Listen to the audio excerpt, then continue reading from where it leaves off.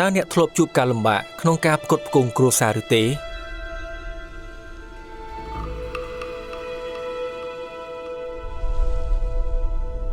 រាប់រយឆ្នាំក្រោយមកពូជពងលោកយ៉ាកុបក្លាយជាចំណែកដ៏សំខាន់ក្នុងចំណោមប្រជាជនអេស៊ីប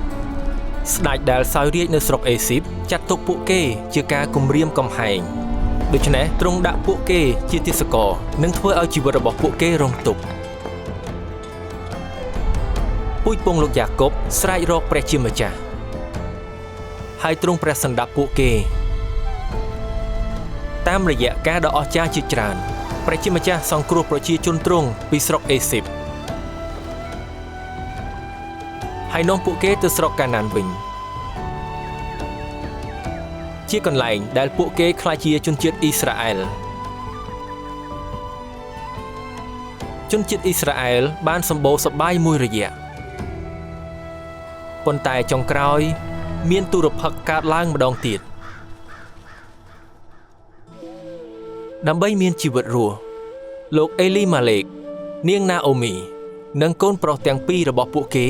ចេញពីស្រុកអ៊ីស្រាអែលទៅស្រុកម៉ូអាប់ជាកន្លែងដែលមានស្បៀងអាហារគួរឲ្យសោកស្ដាយអេលីម៉ាឡេកបានស្លាប់នៅទីនោះណែអូមីនិងកូនស្នាក់នៅស្រុកម៉ូអាប់ទោះបីជាមានសាសនានិងវប្បធម៌ផ្សេងគ្នាកូនប្រុសគាត់បានរៀបការប្រពន្ធនៅទីនោះម្នាក់ឈ្មោះអប៉ានិងម្នាក់ឈ្មោះរស់ក្រោយមកកូនប្រុសទាំងពីរបានស្លាប់ទុកឲ្យណាអូមី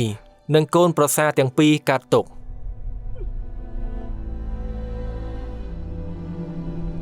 ពេលគាត់ឮថាព្រះជាម្ចាស់បានប្រទានពរអ៊ីស្រាអែលឲ្យមានដំណាំល្អៗឡើងវិញគាត់ក៏សម្រេចចិត្តត្រឡប់ទៅផ្ទះវិញ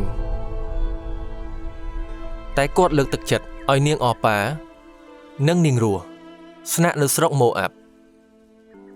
នាងណាអូមីនិយាយថាម៉ែមិនអាចចិញ្ចឹមកូនបានទេចូលកូនត្រឡប់ទៅរកគ្រួសារកូនវិញចុះសូមព្រះប្រទានពរកូនឲ្យរៀបការជាថ្មីប្រកបដោយសុភមង្គលនាងអប៉ាធ្វើតាមការណែនាំរបស់នាងណាអូមីហើយចេញទៅទាំងទឹកភ្នែកតែនាងរស់ប្រាប់នាងណាអូមីថាម៉ែទៅណាកូននឹងទៅទីនោះហើយម៉ែនៅឯណាកូននៅទីនោះសាច់ញាតិម៉ែនឹងក្លាយជាសាច់ញាតិកូនហើយព្រះរបស់ម៉ែជាព្រះកូនដែរដូច្នេះនាងណាអូមីនិងនាងរស់ត្រឡប់ទៅអ៊ីស្រាអែលវិញដែលមនុស្សទូទាំងសហគមន៍បានឮពីសោកនាដកម្មរបស់នាងណាអូមីថ្ងៃមួយនាងរស់និយាយទៅកាន់នាងណាអូមីថាសូមឲ្យកូនចេញទៅនិងរើសស្រូវតាមក្រោយពួកអ្នកច្រូតស្រូវតាមស្រែចុះនេះគឺជាអ្វីដែលព្រះជាម្ចាស់អនុញ្ញាតឲ្យអ្នកក្រីក្រនៅអ៊ីស្រាអែលធ្វើដើម្បីមានអាហារបរិភោគនាងណាអូមីតបថាមិនអីទេកូនទៅចុះដូច្នេះនាងរស់ក៏ចេញទៅនាងរស់បានទៅស្រែមួយដែលជាកម្មសិទ្ធិរបស់សមាជិកដ៏សំខាន់ម្នាក់ក្នុងគ្រួសារនាងណាអូមីគាត់ឈ្មោះបូអូស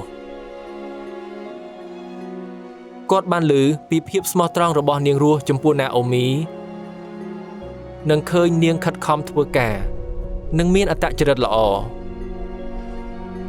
ដូច្នេះគាត់ប្រាប់អ្នកបម្រើគាត់ថាចូលទម្លាក់គួរស្រូវខ្លះចេញពីកណ្ដាប់ដែលអ្នកកំពុងប្រមូលហើយទម្លាក់គួរស្រូវនោះឲ្យនាងទុកឲ្យនាងរើសផង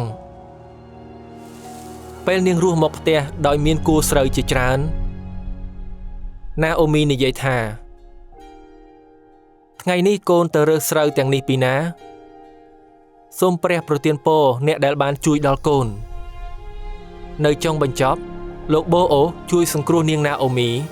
និងនាងរស់ពីស្ថានភាពដ៏លំបាកគាត់ក៏បានរៀបការជាមួយនាងរស់ហើយអាចទិញដីដែលធ្លាប់ជាកម្មសិទ្ធិរបស់គ្រួសារនាងនិងរក្សាទុកជាមរតកឡើងវិញសម្រាប់កូនចៅជំនាន់ក្រោយ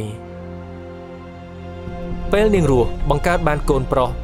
ស្ត្រីនៅក្នុងភូមិនិយាយទៅណាអូមីថាសូមសរសើរដំកើងព្រះជាម្ចាស់ដែលមិនបោះបង់ក្តីសង្ឃឹម បូអូ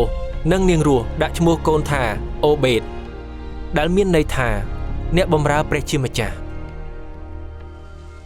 ហើយព្រះអង្គដែលបានសន្យានឹងយាងមកតាមរយៈពូជពងរបស់គាត់ជាអ្នកប្រោសលោះដូចបូអូដែលអាចនាំអស់អ្នកដែលអស់សង្ឃឹមចូលក្នុងគ្រួសារព្រះជាម្ចាស់តើការខ្លាចជាផ្នែកមួយនៃគ្រួសារព្រះជាម្ចាស់និងទទួលការផ្គត់ផ្គង់របស់ទ្រង់មានន័យដូចម្តេច